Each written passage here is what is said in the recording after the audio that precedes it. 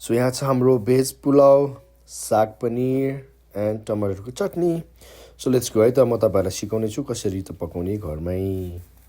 So paneer सकिरहेको अवस्था भएर चाहिँ मैले आफैले घरमा होममेड पनिर बनाएँ होइन. दुध टक्क मजाले उम्लिसकेपछि यसमा चाहिँ कागती हालेँ अनि यसलाई फाट्न दिनुपर्छ. यो फाटिसकेपछि यसलाई चाहिँ छान्ने. यसलाई मजाले छानेर चाहिँ सफा गर्ने. चिसो पानीले पखाल्नुपर्छ जुन चाहिँ अमिलो हुन्छ यो होइन. त्यस पछाडि यसलाई चाहिँ थिचेर राख्ने.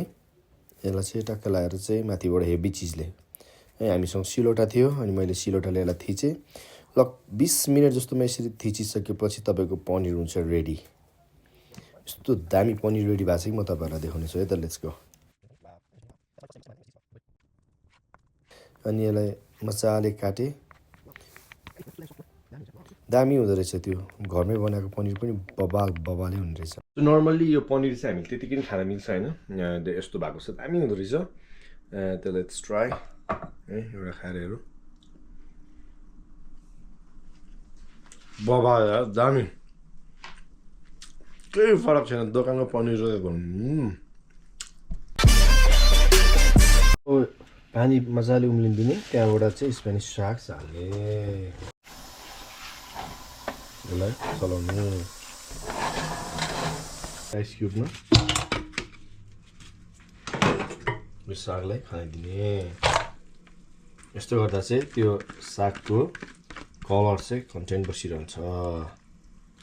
सो साग एकछिन सेलाइसकेपछि चाहिँ मैले ब्लेन्डरमा हालेँ अनि यसलाई ब्लेन्ड गरेँ होइन. त्यस पछाडि तपाईँहरूलाई देखाउँछु त कलर बबाल आएको छ.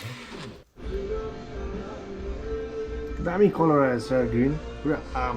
क्या दामी मिठी कलर है. वाउ हेर न कस्तो दामी ग्रिन छ क्या. चाहिँ यहाँ चाहिँ मैले एल्लो ग्रेभी बनाउन आँटेको म तपाईँलाई देखाउने छु है त. सो मैले चप जिरा गार्लिक हालेँ सुरुमा. फेरि हाल्दैछु प्याज.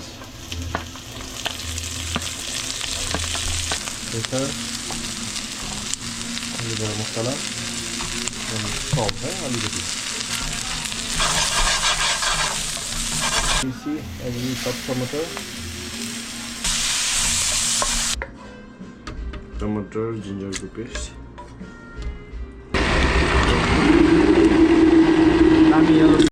सो पालक यत्तिको भइसक्यो होइन.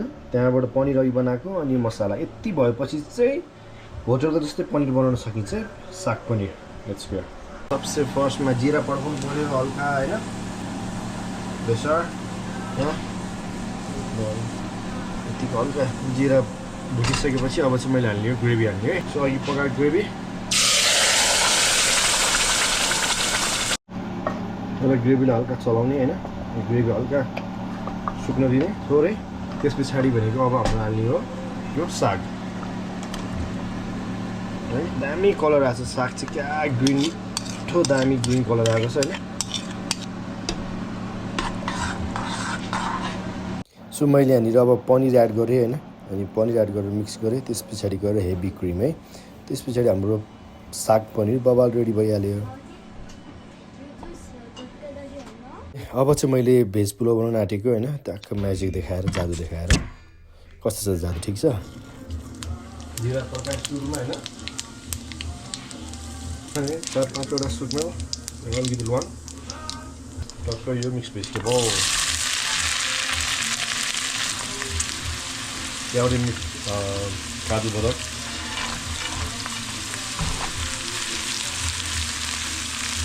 यो टक्क यहाँ हालिदिने होइन. त्यहाँबाट हाम्रो पुलाव पाक्यो. टक्क छोपिदिने. वाइट कुक.